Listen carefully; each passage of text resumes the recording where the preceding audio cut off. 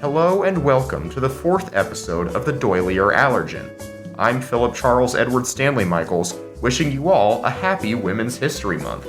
In honor of all the special women in our lives, I've decided to give my lovely wife, Sarah Bethany Patricia Stanley Michaels, a special shout out for today's segment.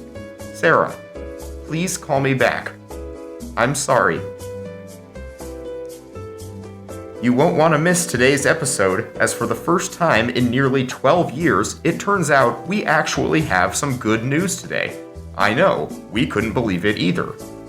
Today is March 11th, and it's currently a gorgeous 289 Kelvin outside. Break out the spike ball or the hammocks and head to the Pentacrest to take advantage of this beautiful day. Today in history. In 1315, Geoffrey Hunlin of Warwick realized that his birthday was exactly 6 months away, marking the first time in history someone brought up their half-birthday as if it's a big deal.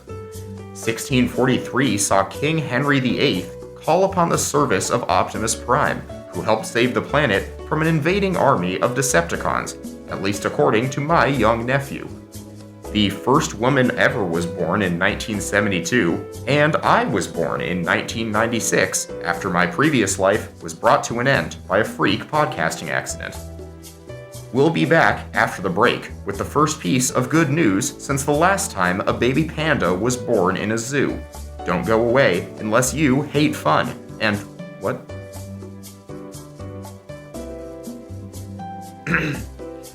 In breaking news, Earth continues its decades-long streak of bad news with no signs of slowing down. In other news, the weather has dropped to a snowy 272 Kelvin, so pack away the spike ball and hammocks until next week. To our listeners, I apologize for the disappointment. Don't go away, I guess. The Doily-er Allergen might return with the news for this month. Might not.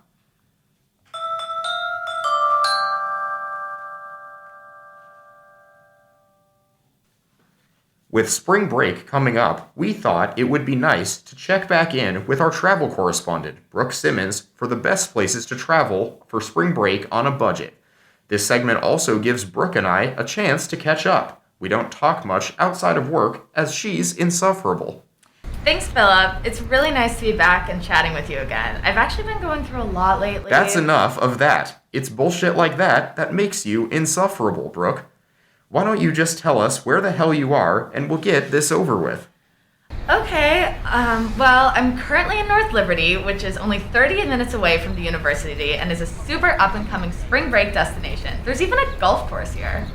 And is there anything to do for tourists if they don't know how to golf because they weren't raised by a white upper-middle-class dad who desperately wanted to escape their family and problems? Well, there's always drinking. There's lots of bars. The more time I spend here in this wonderful state of yours, the more I come to understand that drinking is a way to pass the time in any city in Iowa.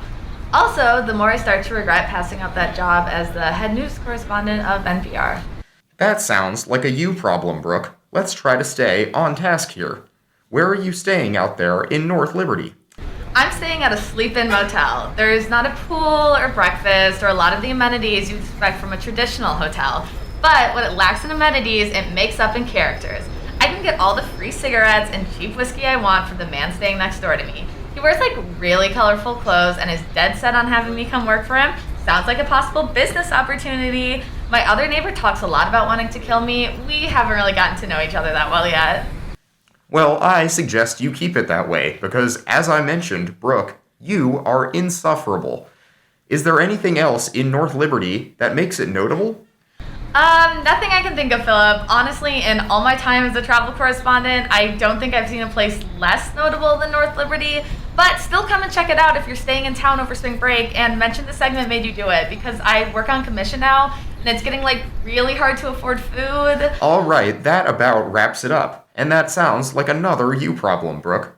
Next, we go live to the EPB to our field reporter, Carter Gelman. Tensions have mounted in a discussion section of gender politics in America after the only male student in the class reportedly got dangerously close to the point. Carter, what's the situation down there?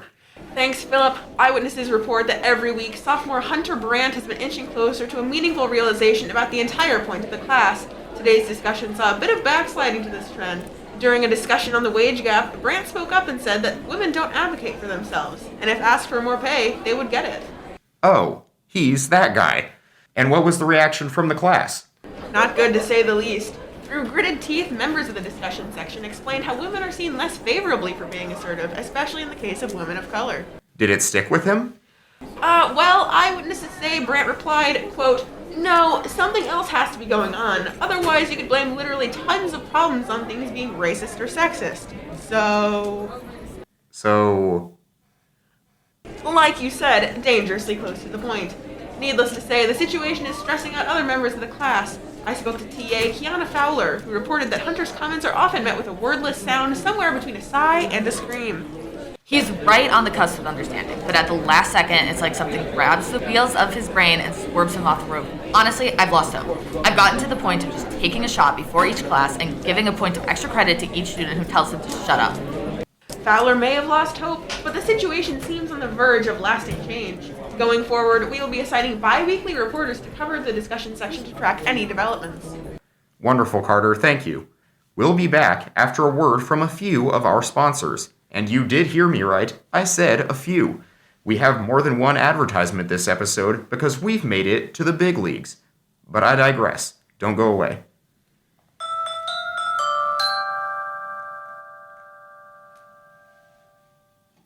If you've enjoyed the unique once-in-a-lifetime experience of being a student at the University of Iowa and are proud to call yourself a Hawkeye, you've probably caught yourself wondering more than once, how can I make this feeling last forever? Well, we have good news for you. Now there's a way! The university is now offering a limited-time vacation opportunity for alumni. By paying a low fee, you guarantee yourself partial ownership of one of our state-of-the-art luxury dorms here at the university, and all of the perks that come with it. That's right, for 2 weeks out of the year, you're free to help yourself to our dining halls, listen in to lectures, visit your favorite crying spots on campus, and so much more. Don't miss out on this incredible offer, folks, as spaces will fill up fast. Call 1-800-GET-SCAMMED now. Oh shit, sorry folks, that's for a different offer. What I meant to say is call 1-800-HAWKEYE to discuss pricing and any questions you may have. But pick up the phone now. You don't want to sleep on this one. Pregnancy can be an incredible time in a woman's life. A time where she feels connected to Mother Nature and life itself. A time where she meets her child for the first time.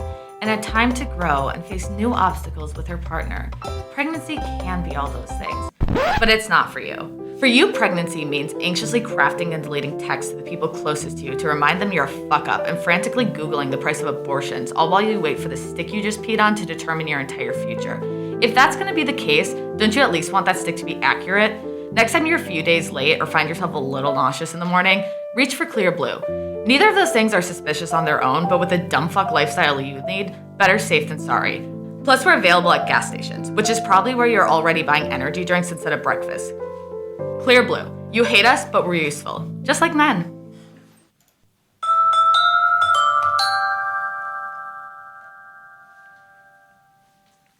Podcasts have become more and more popular in recent years, and for some people on campus, they're a great way to learn about life, culture, and women. We now turn to our junior field correspondent, Lydia Cross, to discuss one of the most popular podcasts on campus, besides the Doily-er Allergen. Thanks, Philip. I'm so excited to be able to interview today.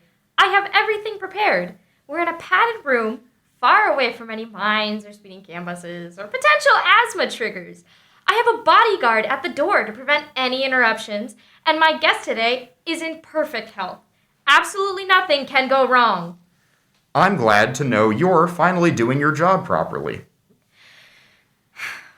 I'm not going to argue with you. This will be a perfect interview. I'm here with Brad Chadley, the host of the top-rated podcast at the university, Hawks Gettin' Chicks. Great to be here, Lydia. You're looking good. Really good. Thanks. Can you give me a brief summary of your podcast? Hawks Gettin' Chicks is the hottest podcast there is. It's all about how us guys can get chicks, right? We talk about dating advice, red flags, pickup lines, all that stuff. We're pretty cool. You should check us out like I'm checking you out. I've heard that your podcast this month is all about women's history. Is that correct? You got that right. We're mostly covering how women relate to sigma males like me and beta males like your boyfriend all throughout history. And it's been like that basically until the last few years. That's when women started getting their own thoughts and feelings and shit. Oh, can I say shit? I'd prefer you didn't. Cool, but I'm gonna say shit. It helps me sound more dominant. That's one of the tips we offer our listeners to help them get more chicks. That's probably the worst dating advice I've heard. I have plenty of other tricks to show you if you wanted to go out for dinner or something after this. I could take you to Pancheros or something, but we're buying our own food. I'm not some piggy bank for desperate women. Oh my god. Anyways, our latest episode goes into women's history a little bit, but it's mostly about men's history that involves women. Like, did you know Hitler had a wife? Yeah, her name was Evelyn or something. And I'm not gonna say Hitler was a sigma male or anything, but he did have a wife, which means he was doing something, right? Shut up! Fuck it! I'm just going to leave. Fuck all of it! I can't get one good interview, can I? I've studied for years. I've worked my ass off, and it's like the stars are aligning to ruining any chance of becoming a real journalist. Fuck! Men don't like hysterical women, you know. Hey, Philip. Sad wife, sad life, am I right, bud? Indeed. Lydia, come see me as soon as you get back to the studio, and we'll discuss your future here. Anyways, let's move on to a slightly more capable journalist, Anna Borschen, who has managed to get through multiple interviews without incident. Anna?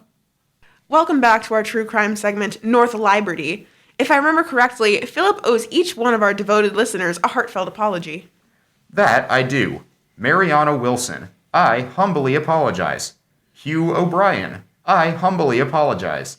Zachary Campbell, I humbly apologize. Dustin Hoffman, I humbly apologize. Dustin Hoffman listens to our podcast? Yes, and it seems like he is the last individual I have to apologize to. We seriously only have 4 listeners? Well, 5, including my mother, but I apologize to her in person. I thought she deserved as much. Great. Very sorry, everyone. Truly sorry. I promise the title will absolutely be rewritten by next month, or Philip will visit each one of our listeners at their homes with a personalized gift basket. Stop making promises I have no intention of keeping. Fix the title and I won't have to. Anyways, this is our 4th installment of North Lie-berty. For those just now joining us, buckle up. I have a startling revelation that has shaken me to my core, and to be honest, I don't know if I'm safe anymore. In the spirit of whistleblowers everywhere, I'm going to release an audio clip that could get me killed. Doily Allergen fans, I beg of you, please spread this information as much as possible. My life and our lives could be at stake. Philip, can you play the tape?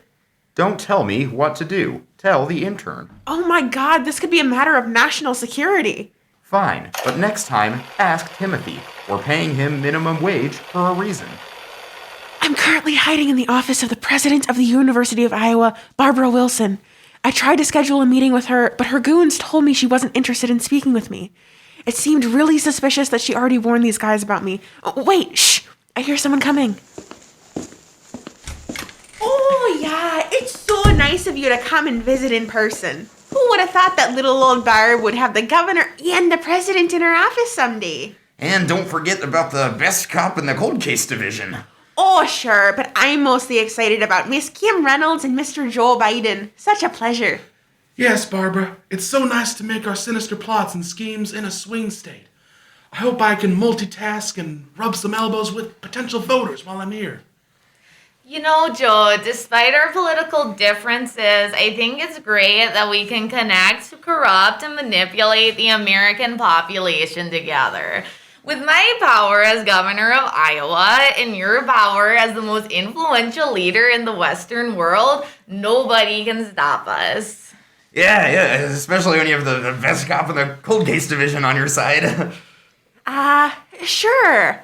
Oh, Kim, sweetheart, you smell a bit like booze. I drive better drunk. Oh, well, anyways, let's get down to business. Which business in particular? The one where we're building fake towns throughout North America with brainwashed grocery store workers that will eventually rise up to create an army with which we intend to enslave the planet, continent by continent, of course. Oh, right. I forgot about that one.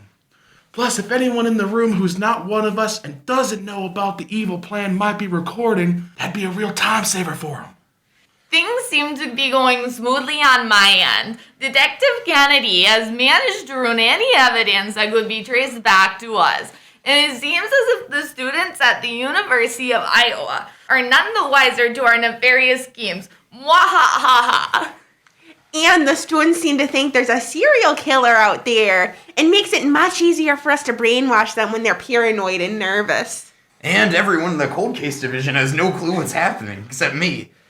Man, I don't think any of us care about your gosh darn cold case division. I'm just trying to help. Now what about that reporter, Anna Borgen? Wow. Is that seriously her name? So, regardless of how stupid her name is, she's a problem. Oh yeah, she really chaps my khakis. Yeah, Miss Borsten's real tricky. She got me to admit I planted evidence at the crime scenes. Wait, what? You must be the worst cop in the history of the planet. Are you serious right now? This is so bad. What are we gonna do? I'll tell you what we're gonna do. We're gonna get that reporter and shut her up, man.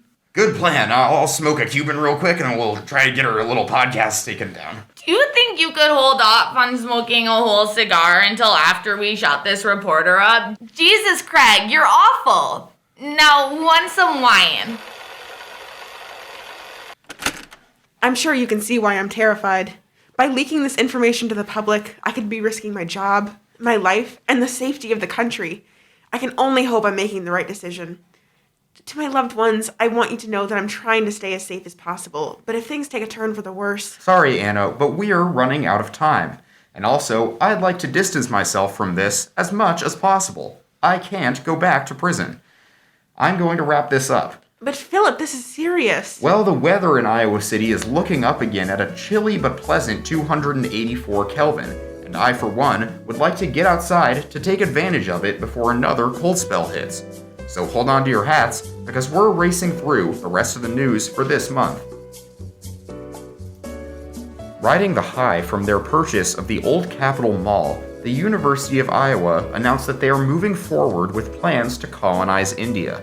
UI campus manager Rob Florsham says he hopes the university's new imperialist efforts will provide the UI student body with resources they might otherwise lack, such as spices and timber.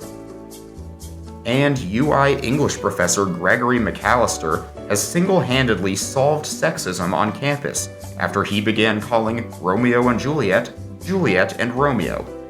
McAllister has sparked a surge of fifth-wave feminism over the campus and has considered developing the idea of Juliet and Romeo into a novel to help spread his ideas on a larger scale. When asked what he plans to change about the story, McAllister said, quote, "Nothing besides the title. Shakespeare was a goddamn genius." Finally, a new study reveals that the residence hall custodians are definitely talking shit about you. Citing a complete lack of evidence, sociology researchers explained the ambiguous look that the custodians gave you as you passed them in the hallway most likely indicates that you're a dirty slob who is keeping them from spending time with their families, and that you can't pull that shirt off. Head researcher Zoe Ryan said, quote, "Maybe if you hadn't been an idiot and worn your stupid headphones, you might have heard them." And that's all for the Doily-er Allergen for today. We thank you for joining us, in spite of our terrible crime segment name, and the much better things you could be doing right now. I'm Philip Charles Edward Stanley Michaels, and I'll be spending my spring break in cryosleep until the next newsworthy thing happens. We'll be back soon with another 30 days worth of news crammed into 30 minutes. And if you enjoy what you've heard today, we encourage you to spread the word to your friends and enemies alike. And make sure to smash that bell, like, and subscribe, and keep an eye out to the Patreon page we'll never get around to making. Until next time.